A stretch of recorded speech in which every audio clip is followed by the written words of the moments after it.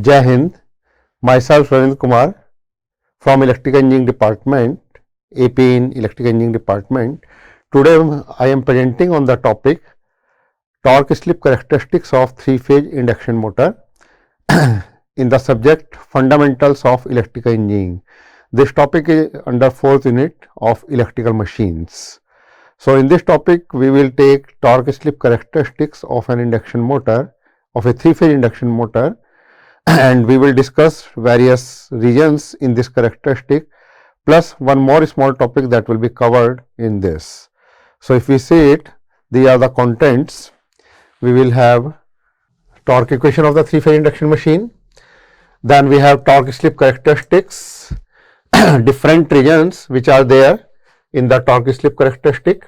In short, we call it TS characteristics, and effect of the rotor resistance on torque slip characteristics, and one small topic that will also be covered under this discussion, that induction motor is also known as a generalized transformer. So how it is known as a generalized transformer, that will also be discussed under this discussion. So if we see it, first we go for the torque equation of a three-phase induction machine. So this is the torque equation of a three-phase induction motor. This is three-phase induction motor.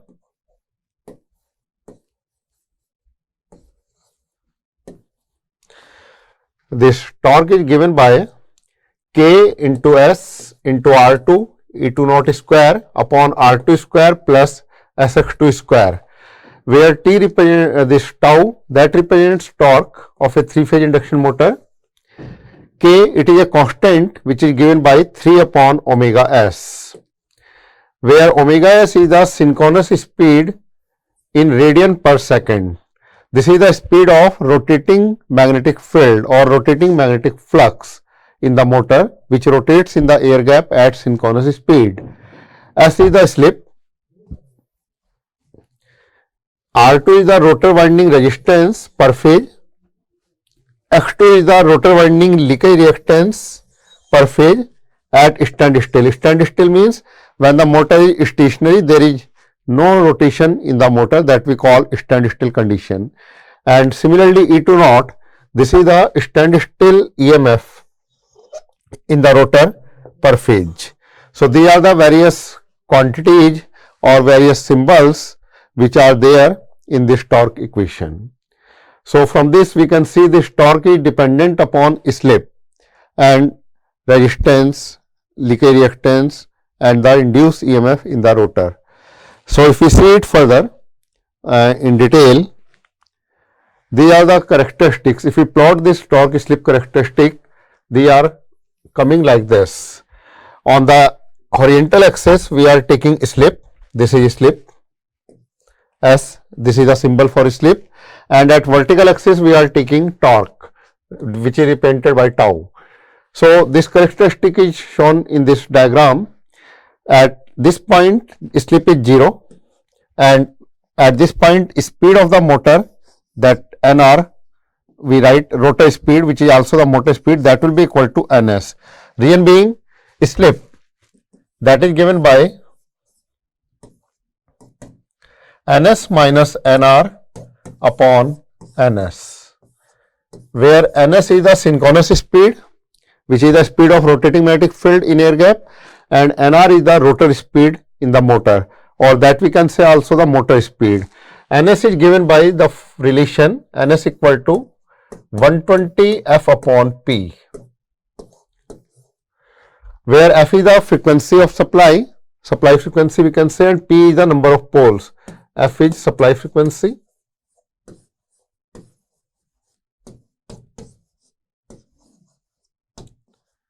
and P is number of poles in the machine. So if the motor speed, that is equal to synchronous speed, like at this point we have seen, then slip will become 0 with the help of this relation. Slip is given by NS minus NR upon NS. With the increase in slip, that means decrease in speed of the motor, this characteristic is going like this in this range. At this point this is maximum torque, this is written here tau max, this is maximum torque, and corresponding to this we have the slip SMT. This is slip for maximum torque SMT. And at this point where slip is 1, so when slip is 1 we can see NR will be 0, that motor speed will be 0, or the speed of the rotor in motor is 0.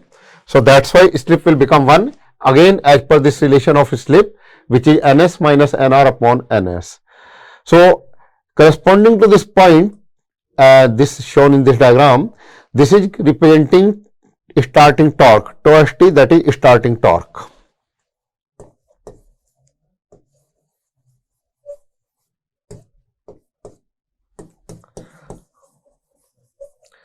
So these are some points which can be seen in this torque slip characteristic curve, that corresponding to speed of the motor is equal to synchronous speed, slip is 0 and torque is also 0, that we can see from the torque slip equation.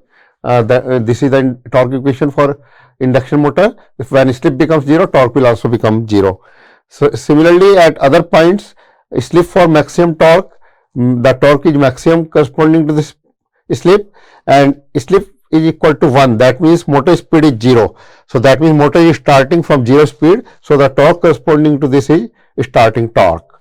So that we will see in detail all these things in the coming slides. So if we see it further, there are different regions in this torque slip characteristics.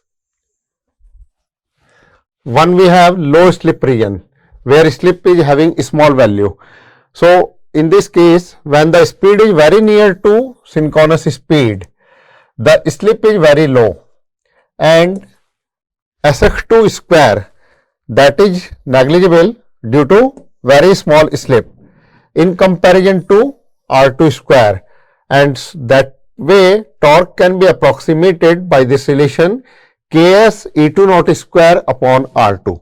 So torque can be approximated with the help of this relation, since that time due to small slip Sx2 square, that will become very small in comparison to R2 square. So from the torque equation that we have already seen in the previous slide, this Sx2 square will be very much less than R2 square, and torque can be approximated by this relation. So from this we can see torque is proportional to slip in this region.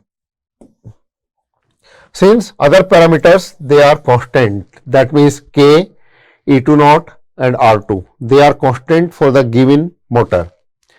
And from this it is clear that torque is proportional to the slip, and hence in the normal working region of the motor where the value of slip is small, then the torque slip curve is a straight line, region being torque is proportional to slip in this region that we have seen here.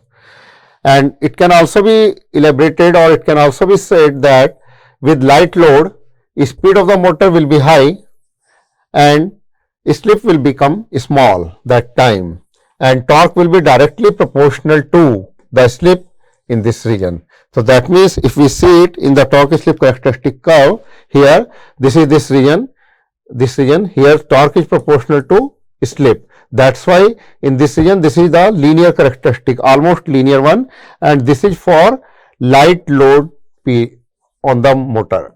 Since when light load is there, speed is high, and that time torque is directly proportional to slip in this region.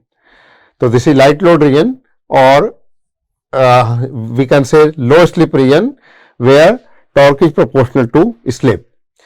Other than that, one more thing which is important in the induction motor, that induction motor doesn't rotate at synchronous speed any time. It cannot rotate, or it is not able to rotate at synchronous speed at any moment or at any time. That's why slip is 0 when synchronous speed motor, we are assuming that motor speed is synchronous speed, and torque becomes 0 due to this at this point where slip is 0, torque is also 0. Since motor is not able to rotate, and we know when torque is not there, motor cannot rotate, that's why corresponding to slip is 0, torque is also 0. So all these things are very much clear from this relation. So if we go further, this region, low slip region, that already we have discussed. Now coming to the other regions, next we have medium slip region, where the slip is less than high slip, low slip, medium slip region, in the medium slip region, slip is more than the low slip region, but less than the high slip region. As the slip increases, the speed of the motor decreases, again due to the relation slip equal to ns minus nr upon ns, where ns is synchronous speed and nr is rotor speed in the motor, or motor speed we can also say. So, speed of the motor decreases with the increase in slip, and this happens with the increase in load. Since when we increase the load on the motor, load means here mechanical load, when it is increased, that time the speed will get decreased due to it. So, when speed will get decreased, then with this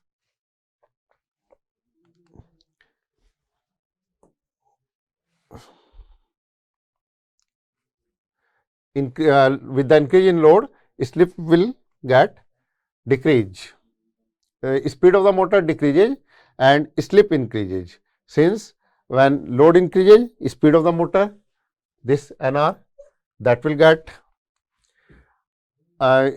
decrease with the increase in load, and slip will increase as per this relation.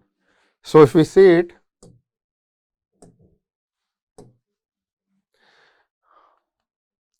in this characteristic, we get point of maximum torque, and this is obtained corresponding to the slip for maximum torque, which is given by SMT. This is the slip for maximum torque, and that is equal to R2 upon X2.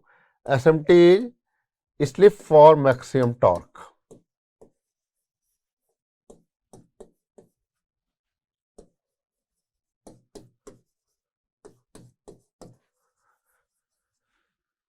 So, maximum torque is developed in this case when the rotor resistance as per phase is equal to the rotor reactance per phase under running conditions. So, if the rotor resistance per phase that is equal to the rotor reactance per phase under the running condition, then we get slip for maximum torque, and the maximum torque is developed under this condition.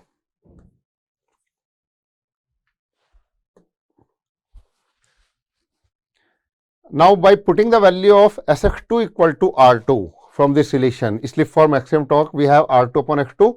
So, Sx2 will become R2 this time. If we put it in the torque equation, then we get the torque equation and we get maximum torque from that. So, maximum torque will become, by putting this value Sx2 equal to R2, maximum torque is equal to Ks R2 E2 naught square upon R2 square plus R2 square. Since Sx2 equal to R2, so in place of Sx2 square, we will put R2 square, and on simplifying it comes out as Ks E2 naught square upon 2 R2, or this can also be written Ks E2 naught square upon 2 Sx2, since R2 is Sx2, or this can also be written maximum torque equal to K E2 naught square upon 2 X2. So, this is the value of maximum torque which is generated or which is developed in the 3-phase induction motor when we are having slip for maximum torque if it is achieved, and for that slip for maximum torque formula we have, it is equal to R2 upon X2. So, if in this case we get maximum torque generated in the induction motor, this is shown in the characteristic curve. This is slip for maximum torque here SMT, and corresponding to this we get maximum torque point on the curve, which is torque slip characteristic curve. So, this is about this medium slip region. Next we have high slip region.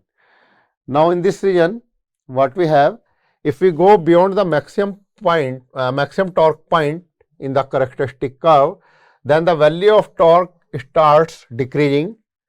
As a result of this, the motor is slowed down. Since when torque starts decreasing, that means speed of the motor will also get reduced. So, motor is slowed down and stops finally. At this stage, when the motor gets stopped, then the overload protection must be immediately disconnected the motor from the supply. This overload protection should work, and this should disconnect the motor from the supply in order to prevent the damage of the motor due to the overheating of the motor. Since if the supply is not disconnected from the motor and motor is in standstill condition, that means it is stopped from running, but supply is continuously connected to the motor. The motor will get heated up, and due to overheating of the motor, motor may get damaged. So, to protect the motor, overload protection must work immediately, and it should disconnect the motor from the supply in that case. Now, the motor operates for the values of the slip between S equal to 0 and S equal to SMT. SMT is slip for maximum torque, where SMT is the value of slip corresponding to maximum torque. For a typical induction motor, the pull out torque, which is the maximum torque also, or breakdown torque is also known as, the name of this is breakdown torque also. It is 2 to 3 times the rated full load torque of the motor. So, this maximum torque, which is also known as pull out torque or breakdown torque, it is approximately 2 to 3 times of the rated full load torque in a 3-phase induction motor. The starting torque, that is about 1.5 times of the rated full load torque. So, that means at the time of starting, when motor starts from 0 speed, that time the torque in the motor, this is nearly 1.5 times of the full load torque on the motor. Now, in this region, when slip increases, in high slip region we are talking, the speed of the motor that reduces or decreases with the increase in load. Since when load increases, that time speed of the motor naturally that will get decreased and slip will increase correspondingly, again due to the relation slip equal to Ns minus Nr upon Ns, that we already have seen, slip equal to Ns minus Nr upon Ns. So, in this case what happens, the term Sx2 square that becomes large, and this is large enough in comparison to R2 square. So, R2 square may be neglected due to it in comparison with the term Sx2 square, since Sx2 square is very much greater than or larger than R2 square. So, the torque equation now becomes torque equal to K3 into R2 upon Sx2 square, by neglecting R2 square from the torque equation. By neglecting this, since it is very small in comparison to Sx2 square, so we can neglect R2 square. So, the torque equation becomes this, where K3 is a constant, and from this we can see now the torque is inversely proportional to slip in this region. Since the other parameter R2, that is the rotor winding resistance in the motor, and X2, that is rotor winding leakage reactance in the motor, they are constant for a given motor. So, and K3 is also constant, that we have seen. So, that is why torque is inversely proportional to slip in this region, and this region is known as heavy load or high load region. Since on increase in load, speed of the motor is reducing and slip is increasing. So, this is high slip region or heavy load region or high load region, where torque is inversely proportional to slip, that we have seen from here. So, the torque slip characteristic curve in this region, that becomes a rectangular hyperbola, since torque is inversely proportional to slip in this region, that we can see in the characteristic curve also. In this region, this is torque is inversely proportional to slip. This is high slip region or heavy load or high load region, heavy load or high load region, or high slip region, anything we can say. So, here torque is inversely proportional to slip. So, that is why this shape of the curve is, this is a rectangular hyperbola curve like this, this is going like this. So, this is the shape of the curve in this region, heavy load region. So, if we see it further, so this is about this high slip region. So, these are the different regions in the torque slip characteristic curve: low slip region, medium slip region and high slip region. If we see further some more important things, that what is the effect of rotor resistance on the torque slip characteristic curve. So, that we can see from this diagram. In this, we are having different resistances in the rotor winding of the motor, that are R21, R22, R23. These are the different values of resistances in the rotor winding of the motor. So, correspondingly we are having this torque slip characteristic curve. This is red mark curve, this is one of the curve, this is corresponding to R21, when this is the resistance in rotor. Next, when R22 is the resistance in the rotor, that time this blue curve that is there, and when R23, this is green, this curve, this is violet curve that is there, this violet color curve that is there for corresponding to R23. So, these are the different curves with different values of resistances in the rotor winding of the 3-phase induction motor, and we can see that R23 will be more than R22 and R22 will be more than R21, since we know SMT, which is given by R2 upon X2. So, with the increase in rotor winding resistance, this SMT, slip for maximum torque, that will also increase, and that we can see from here. When this is R21 corresponding to this is the SMT. When this is R22, R22 is more than R21, so SMT is this. This is the SMT point at this point. Similarly, when R23 is the rotor winding resistance, that time this is the SMT. So, SMT, slip for maximum torque, that will increase with the help of this relation we can see on increase in R2. And one more point we can see, if R2 is equal to X2, so that time SMT will become 1, slip will become 1. So, here slip is 1 when R2 equal to X2 in this curve, and that means we get starting torque as the maximum torque, or here it is written, this is the maximum starting torque when R2 equal to X2, since we are getting slip for maximum torque which is corresponding to 1. So, that is why we are getting maximum starting torque corresponding to this point. So, this is the effect of rotor winding resistance on the torque slip characteristic curve, that with the increase in rotor winding resistance, slip for maximum torque, that is increasing, one thing that we have seen here, that slip for maximum torque, that is increasing correspondingly with the increase in rotor winding resistance. And another thing that we have seen, or we can see from here, that if rotor winding resistance equal to rotor winding leakage reactance, that is R2 equal to X2. So, that time we get SMT equal to 1, that means slip for maximum torque becomes 1, which is the slip at starting time also. So, that means we will get maximum torque at the time of starting corresponding to this, that we can see from here, this point. And like in this curve, this point represents the starting torque.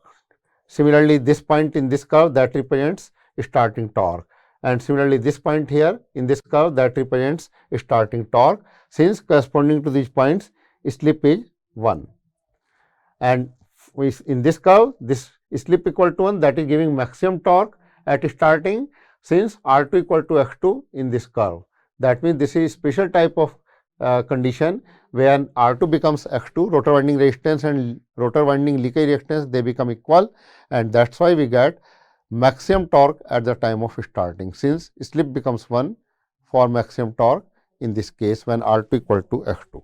So, this is the elaboration that how the torque slip characteristic that is affected with the rotor resistance. Further, if we see, there is a small topic, this is induction motor that is treated as a generalized transformer. So, how can it be elaborated, or how can we see it, that we can see from here, that why the induction motor is known as a generalized transformer. So, we can see with the help of these different points, transformer is a static device. See, there is no motion in a transformer, all the parts are stationary in transformer, whereas in induction motor it is a rotating machine which contains rotating part or moving part. Another point, if we see, a transformer transfers electrical power from one circuit to another circuit without change in the frequency, supply frequency. That is, transformer only step up or step down the level of voltage and current from one side to another side. Whereas in induction motor, it converts electrical power to the mechanical power. That is the difference between transformer and induction motor. In a transformer, the frequency of induced EMF and current in the secondary is same as supply frequency. That we have seen in the transformer, that frequency of the two sides in the transformer that remains same. That means primary and secondary frequency is constant or same, while in induction motor the frequency of current and EMF on stator remains same, whereas the frequency of rotor is variable, which depends upon slip, and slip is further dependent upon motor load. That means motor speed.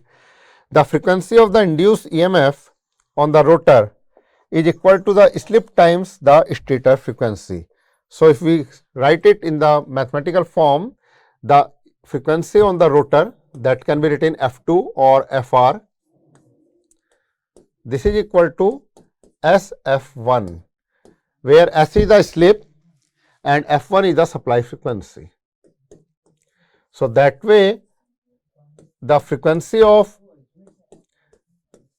rotor induced EMF and rotor induced current, that is not same as the frequency of supply or the frequency on the stator side. If the frequency on the rotor side, that means rotor induced EMF or rotor induced current, that is equal to slip into supply frequency. And we know slip is variable, since when the speed of the motor is variable, slip is also variable corresponding to that, since slip is ns minus nr upon ns. From this, slip is variable, we can see. And so that the frequency of the rotor side, that is a variable frequency depending upon the load on the motor, mechanical load on the motor or the speed of the motor. Further, if we see some other points, in a transformer, both the input and output energy, that is in form of electrical energy.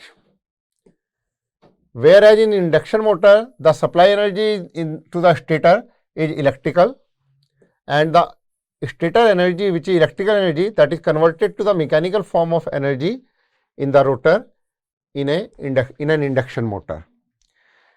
A transformer, that is an alternating flux machine, while the induction motor is a rotating flux machine. That is also a comparative feature between the two. In a transformer, mostly a ferromagnetic iron core is used as a medium for the passage of flux from primary to secondary, whereas in an induction motor, the air gap is used between rotor and stator. And other than that, we can add one more point, that both transformer and induction motor, they work on the principle of mutual induction. And one more point that we can add, that transformer efficiency, it is higher than the induction motor efficiency. Reason being, there is no moving part in a transformer, so there are no friction losses or mechanical losses, while in induction motor, mechanical losses or also known as friction losses, they occur in the induction motor, since it is not a static machine like a transformer. So, on account of this mechanical losses or rotational losses or friction losses, whatever we say it, the efficiency of the induction motor is comparatively smaller than the efficiency of a transformer, since we know efficiency is given by output upon input power, and output can be written as input minus losses. So, efficiency becomes input minus losses upon input.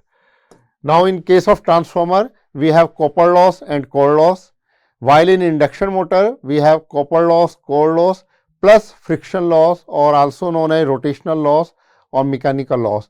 So, due to this, when more losses are taking place in an induction motor in comparison to transformer, the efficiency of induction motor is less in comparison to the efficiency of a transformer. So, on this basis we can compare an induction motor and a transformer. So, there are the different points that we have seen in the previous slide and in this slide. On the basis of these points, we can compare induction motor with a transformer, and that is why induction motor is also known as a generalized transformer. So, that is all about this. We have discussed in this the torque slip characteristic in various regions, in that effect of rotor resistance on torque slip characteristic, and this small topic that why the induction motor is known as a generalized transformer. So, all those things have been covered under this. In the next topic, we will discuss the in the next lecture we will discuss the next topic for this.